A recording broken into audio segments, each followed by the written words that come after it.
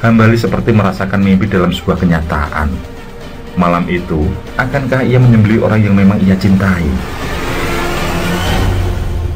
Ya Allah, akankah memang kau percayakan aku untuk mengambil nyawa orang yang kucintai? Dada Hambali pun bergetar.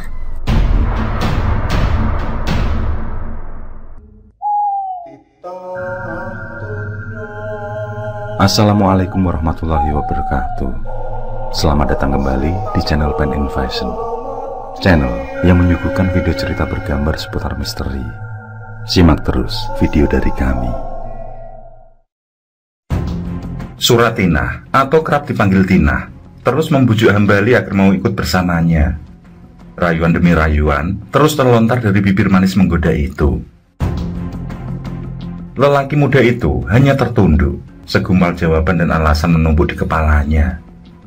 Hambali bukannya tidak mau ikut ajakan Tinah. Siapa pula yang tidak mau diajak gadis secantik Tinah? Alasan mendasar penolakan Hambali adalah Tinah mengajaknya untuk bergabung dalam sebuah kegiatan organisasi yang dinaungi oleh partai berhaluan kiri, berbalik dengannya yang berada di sebuah pesantren.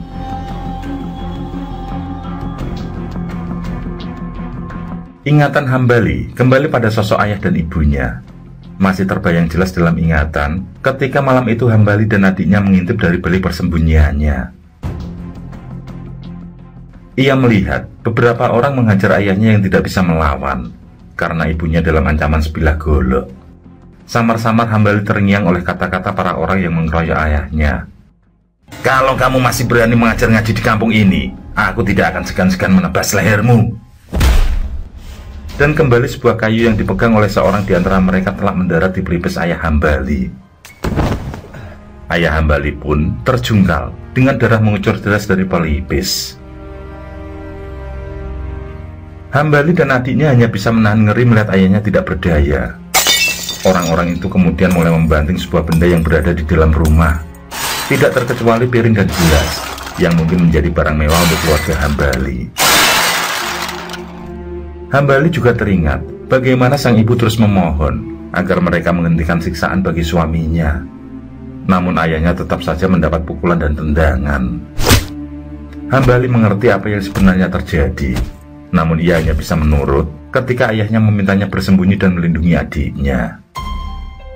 Orang-orang beringas yang berjumlah 10-an orang itu sudah akan pergi ketika tiba-tiba salah seorang dari mereka mengatakan kalau ia ingin mencicipi tubuh indah ibu Hambali. Pikiran gila itu pun diamini beberapa orang. Mereka pun dengan puas melucuti pakaian ibu Hambali. Karuan saja sang ibu memberontak dan berteriak sekencang-kencangnya. Sang ibu tidak peduli ancaman mereka yang akan menggorok lehernya kalau berani melawan. Sementara sang ayah yang sudah tanpa daya tidak akan membiarkan perbuatan itu terjadi. Harga diri keluarga akan dibawa mati. Maka dengan sisa tenaga yang masih dimiliki, sang ayah pun melawan. Namun perlawanan itu hanya berlangsung sekejap, karena tiba-tiba salah seorang dari mereka mengayunkan sepotong kayu ke arah kepala. Tak ayal, sang ayah pun terhempas dengan darah mengalir deras. Melihat ayahnya meninggal, Hambali pun menghambur. Ia tidak memperdulikan lagi nyawanya sendiri. Kemarahannya meluap. Dengan tanpa perhitungan, ia pun menyerang orang yang mengancam ibunya. Namun Hambali pun tumbang akibat pukulan keras.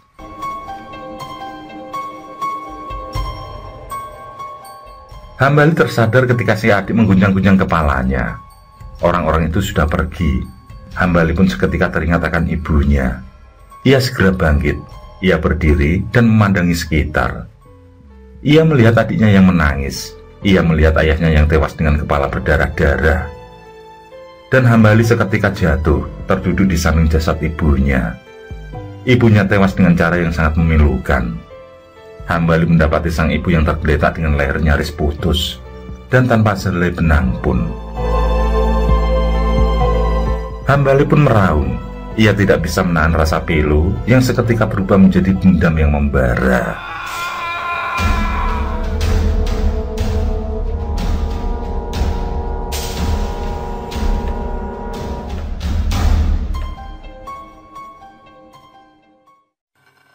Suratinah masih terus mencoba meyakinkan Hambali. Namun jawab Hambali Kamu salah, Tina.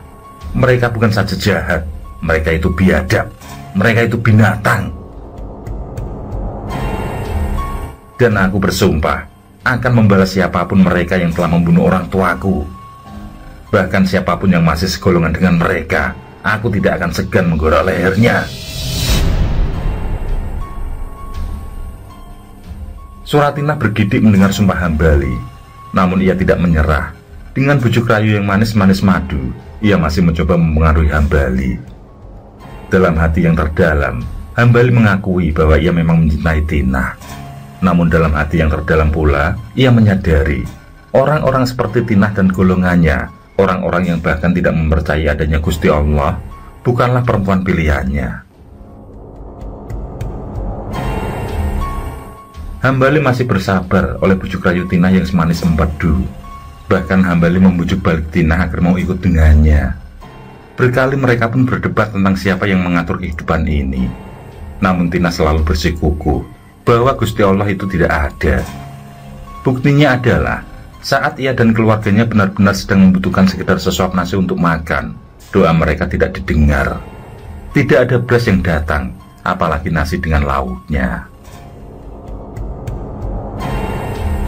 Hambali pun menggelengkan kepala.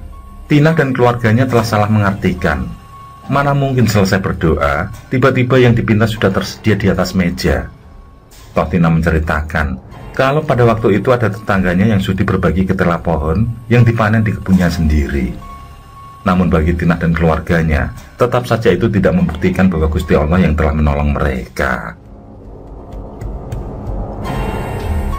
Memang pada tahun itu, ketegangan di kalangan akar rumput sudah sangat terasa, apalagi ditambah mahalnya berbagai kebutuhan pokok. Sudah mahal, kebutuhan yang akan mereka beli pun tidak ada barangnya. Maka api permusuhan yang semulanya hanya sebesar telur semut pun semakin lama semakin membara. Perkelahian antara golongan santri dengan golongan kiri semakin sering terjadi. Hambali pun menyadari bila pertemuan darah itu terus terjadi, bukan tidak mungkin ia akan berhadapan dengan Tina dan golongannya. Dan Hambali pun telah bertekad dalam hati, andai hal itu terjadi, ia harus bersiap, apakah dia atau Tina yang akan mati. Dendam itu harus terbalaskan, hutang darah harus dibayar darah.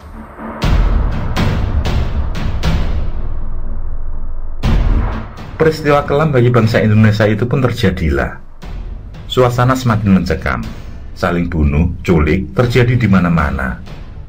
Api dendam dan permusuhan semakin meruncing. Tidak jelas mana kawan dan mana lawan. Demonstrasi terjadi di mana-mana. Tuntutan rakyat pun semakin deras membahana. Hingga pada akhirnya, pemerintah memutuskan untuk membinasakan mereka yang masuk dalam golongan kiri.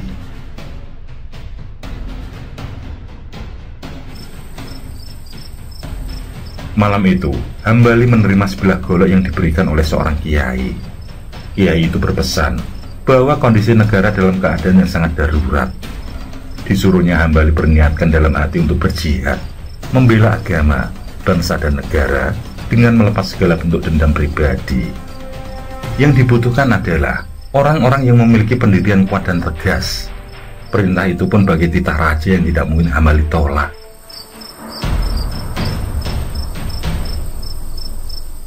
Malam itu, ia bersama para pemuda ditemani beberapa tentara, menunggu orang-orang yang masuk daftar untuk dijagal. Hambali menunggu dengan perasaan gelisah, tangannya pun sedikit gemetar. Untuk pertama kalinya ia akan menjadi jagal. Ia nyaris tidak sanggup menjalankan tugas itu. Namun bayangan bagaimana orang tuanya dibunuh dengan sadis kembali menggelorakan semangatnya. Ia pun teringat sumpah yang telah ia kumandangkan.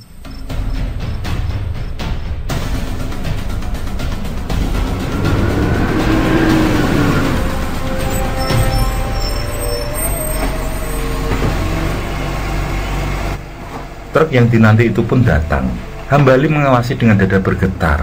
Dari tangannya lah, nanti mereka akan meregang nyawa satu persatu. Ia tidak bisa membayangkan seandainya di antara mereka terdapat Tina.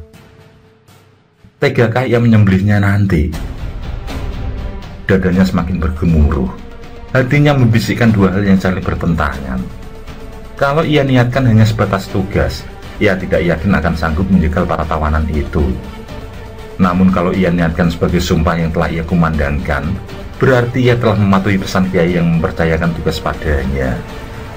Pertentangan di dalam hati itu pun pada akhirnya dimenangkan oleh dendam yang terlanjur membara. Ia harus membalas kematian bapak ibunya. Hambali tercengang karena ke-15 tawanan itu semuanya adalah perempuan. Hambali semakin tercengang karena di antara tawanan yang sedang dibariskan antri disembelih itu terdapat Tina. Hambali seperti merasakan mimpi dalam sebuah kenyataan. Malam itu, akankah ia menyembelih orang yang memang ia cintai? Ya Allah, akankah memang kau percayakan aku untuk mengambil nyawa orang yang kucintai? Dada Hambali pun bergetar.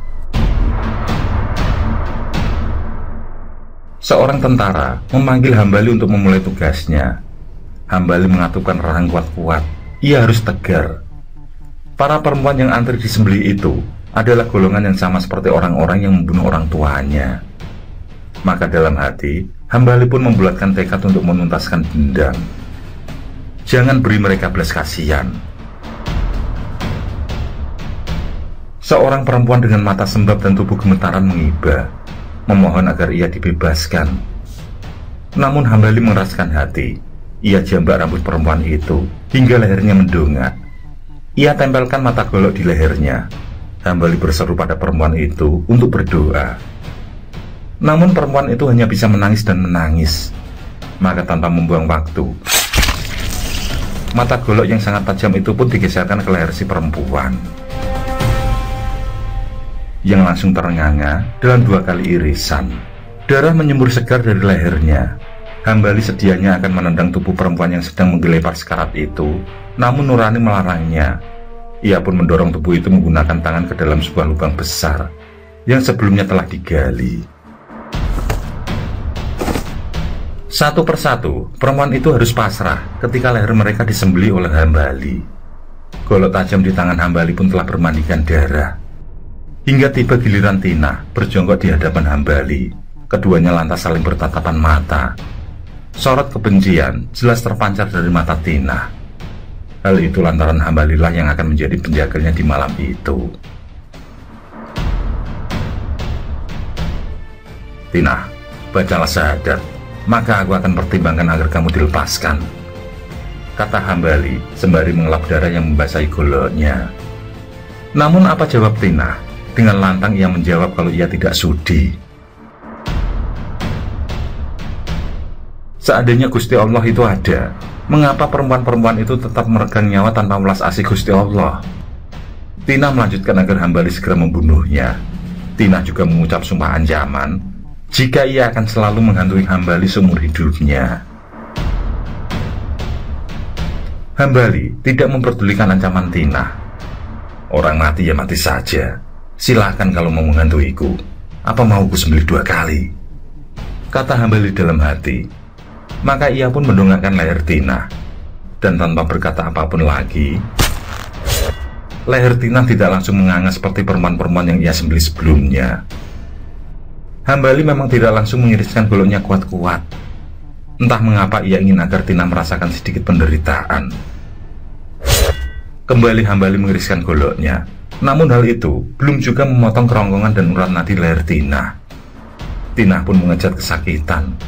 Barulah setelah beberapa saat Hambali mengiriskan goloknya, dalam sebuah tekanan yang kuat, tenggorokan Tina pun terputus. Tina menggelepar sekarat dan mati setelah beberapa saat mengalami kesakitan luar biasa. Mata Tina mendelik dan menatap tajam pada Hambali, menyeratkan dendam di detik akhir hidupnya.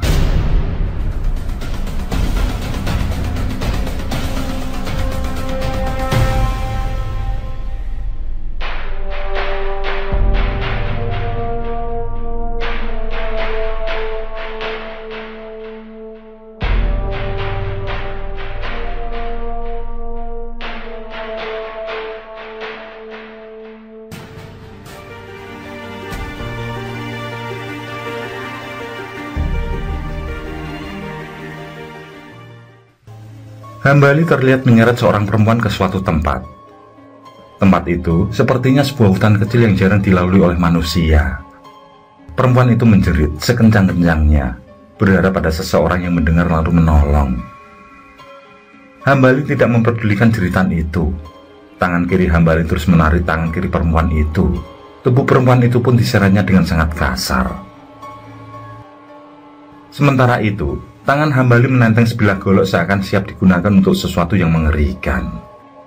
Setiba di pinggiran hutan, Hambali melepaskan tangan perempuan itu, seperti mendapat kesempatan untuk menyelamatkan diri.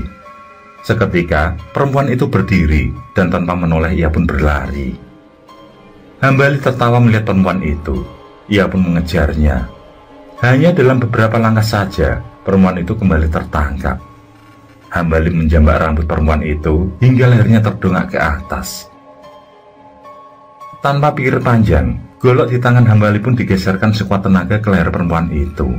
Saat itu juga leher perempuan itu menganga, dan darah merah kental langsung mengalir sangat derasnya. Hambali terbahak melihat perempuan itu sekarat.